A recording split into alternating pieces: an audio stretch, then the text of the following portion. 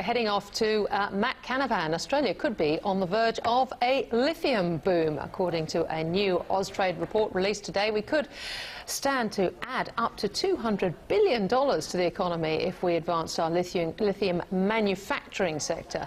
Despite producing around half the world's lithium, the report has found that we're not taking full advantage of using the materials here in Australia. There's great potential for us to become a central exporter of lithium batteries, for example, with critical components of battery production able to be manufactured right here at home. So what is the government going to do to try and make this happen? Well, I spoke with the Minister for Resources and Northern Australia, Matt Canavan, a little earlier.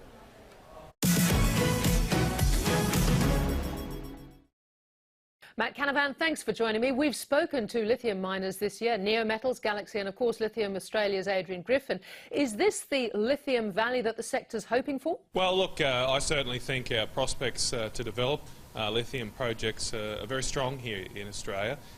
We've achieved a lot as well. In the last 8 years, our exports of lithium have tripled. We're the world's largest producer and exporter of lithium now. The challenge for us and some of the companies you've mentioned, like Lithium Australia and what have you, the challenge is to continue to attract investment, to expand the industry, and also to expand the opportunities through the lithium supply chain. So it's fantastic today with Austrade releasing a report promoting the opportunities in lithium to the world, and the federal government's developing, it's all part of a broader strategy the federal government is developing to attract investment into the lithium sector, but also more generally into critical minerals like rare earths as well. Now, Adrian Griffin has said that we currently have the tiger by the tail. To truly evolve, we need not only to protect our lithium exploration, our mining, but adopt world-leading technologies to transform mineral concentrates into lithium-ion batteries. What's the government doing to help here? Well, we're doing a number of things already, Ticky, and as I say, we're wrapping all of these initiatives up into a broader strategy that I'll develop, or I am developing, with the Minister for Trade and Investment, Simon Birmingham. One of those is what we've just spoken about, that is promoting the investment opportunities for the lithium sector overseas through Austrade. Another is direct support to specific projects to open up new opportunities. So under my portfolio, the Northern Australian Infrastructure Facility has provided assistance to Pilbara Minerals to get its Pilgangooroo project, lithium project over the line. That's to help build some roads to access that new mine and open up that opportunity. And we are also working with the Battery Minerals CRC. That's a research and R&D initiative that has been shortlisted potentially for CRC investment. That decision will be made early next year. I'm also negotiating a memorandum of understanding with the United States over how we may be able to provide more security of supply to critical minerals for their economy. That includes lithium, but not just lithium. There are 34 critical minerals that the US has identified. We're in the top 5 for reserves, world reserves, for 14 of those 35. So we're in a unique position to respond to the world's demand, increasing demand for products like lithium, as well as lots of other new and exotic minerals that go into so many modern products. So you're well developed in terms of talking to the Americans. Obviously, that supply chain is so important. I think WA commands over 50% of the global lithium mining market. But again, when it comes to value adding, is that what you're also talking to the Americans about? Well, that will be part of that discussion because, of course, at the moment, a lot of that processing ends up in other countries and third countries. Before it might end up in final products to the United States or to Europe. We do think that there is not just a push from a security perspective, but also from an ethical supply chain perspective for, if you like, vertically integrated supply chains. So particularly through the Austrade process we're talking about, the document today that we've released promoting the sector is all about not just looking at the mineral opportunities, but also the value-adding opportunities. So we're uniquely placed, as this Austrade report shows, that we have a higher share of all the component minerals that go into a battery than any other country in the world, including China. It's not just lithium. There's a lot of focus on lithium because we call them lithium batteries, of course, but in your lithium batteries there's also nickel, cobalt, graphite. We don't do graphite production yet, but we have some reserves. So those are the sort of things we've got to focus on to make sure we can be an integrated supply chain here in Australia. Yeah, OK. To get the value add, though, obviously the inputs need to be under control, cost-wise. Now, gas is a very important input. Do you think Australia is up to that challenge? Well, it depends where you are, Ticky, too, in the country. We're a big continent, obviously, so if you're talking about gas, of course, the situation in Western Australia is very different than it is in Eastern Australia. Gas prices in WA are or have been stable and moderate, not as affordable as in the United States, but they've been at a stable price level for years. Obviously, we have a specific situation to deal with on the East Coast, with the Bass Strait declining and higher cost forms of gas like coal seam gas replacing that. So we've got a challenge there, and the way I keep rabbiting on, the way to do that is to allow more exploration and supply of gas, particularly in New South Wales and Victoria. So, for example, Chris Reid at Neometals, if he puts in a refinery at Kalgoorlie, that sounds quite promising because of the WA setup. Can you see a hub developing more likely in WA than, say, in Townsville in Queensland?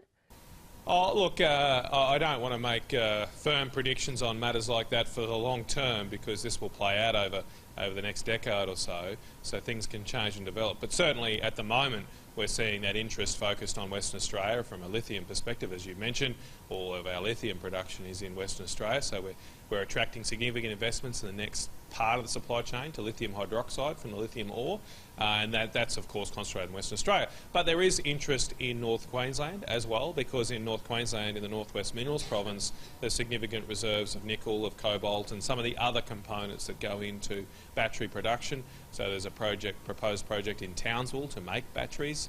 We're supportive of that. That's going through a feasibility study at the moment. And there's another mine, Australian mines have got a project with SK Innovation from South Korea to supply a nickel sulphate to battery production, again furthering the value-added chain. Minister, suggestions, I think, in the Financial Review this morning that there might be a big international investor about to make an announcement ahead of Christmas. Can you give us any colour on that? Look, no, I'll have to leave that to the investors, sorry, Ticky, but you know, there's a lot of exciting things happening here. The federal government's fully supportive, working with state governments as well, working closely with the Western Australian government on their lithium strategy. This has got to be a full court press from all levels of Australian government to attract this investment and take this new exciting opportunity for Australia. I must ask you, you talk a lot about the other minerals that go into batteries, including rare earths. So right now we have this massive mine that Lynas has up at Mount Weld in the west. Amanda Lacaze finds herself in a very sensitive situation up there in Malaysia with the government playing to a domestic audience about the future of the processing plant up there. What do you make of that situation? Well, look, we're just working with Lynas. I've met Amanda a number of times to discuss the situation, and I know they're working closely with the Malaysian government to ensure that their operations continue. You know, the advice to me and the reports I've seen on this is that Lynas is always found to be in compliance with the domestic regulations, not just from Malaysian reviews, but also reviews that have been done from international bodies as well. It's obviously a matter for the Malaysian government to regulate manufacturing facilities in their jurisdiction, just as it is for our government. So we'll just continue to work with the Malaysian authorities. I welcome the report that's been released. Obviously we're still working through that, but it seemingly has again concluded that Lynas is complying with the law there, and we'll continue to work with the Malaysian government to support Australian investment overseas as well as here in this country. OK, so if, though, things turn for the worse for Lynas, analysts believe that the company could pull through and perhaps build a plant elsewhere. I was wondering whether you think developing a battery market in Australia could maybe give opportunities for companies like Lynas to develop plants back here, and would Australia be prepared to deal with its own radioactive waste? Well, there's a few issues you've worked through there. The number one point I'd make is that this is not a battery making facility per se. Most of the rare earths go into magnets and what have you, to go into wind turbines and other products. So it's a slightly separate supply chain. We'd love, of course, to see more value added of our rare earths here in Australia. Previously, when I've had discussions with businesses operating this space, and not Lynas alone, but there are some other companies looking to develop rare earth opportunities in Australia, it is difficult to value add in those products here, given our chemicals regulation, our radioactive regulation. We have very strict regulations on radioactive waste. The government's not contemplating changing those in any way, shape or form, but obviously we'll continue to discuss with companies about investment opportunities and want to see as much investment in Australia as possible. Finally, Minister, did you ever think you'd see the day before Christmas that Adani was decide to go ahead on its own up north? Oh, look, I always felt that the Adani project and more generally the Galilee Basin would be developed because there's so much sense behind it. You've seen in coal markets, Ticky, yourself, how strong the demand is for particularly high quality Australian coal. There's been a lot of naysayers out there saying the market's in structural decline, including some in the Labor Party, which surprises me that they'd be talking down our nation's biggest export industry.